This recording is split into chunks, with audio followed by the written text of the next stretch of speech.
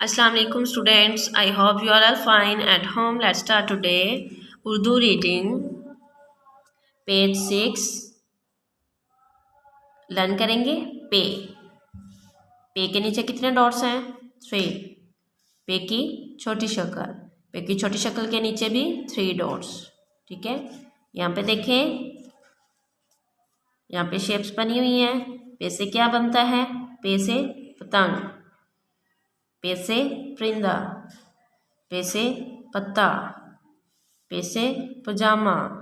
ठीक है, अब पे की छोटी शक्ल, पे पत्ता, पे पानी, पे पजामा, पे पतंग। रिपीट विद मी, पे पत्ता, पे पानी, पे पजामा, पे पतंग। Thank you so much. अल्लाह हाफिज़।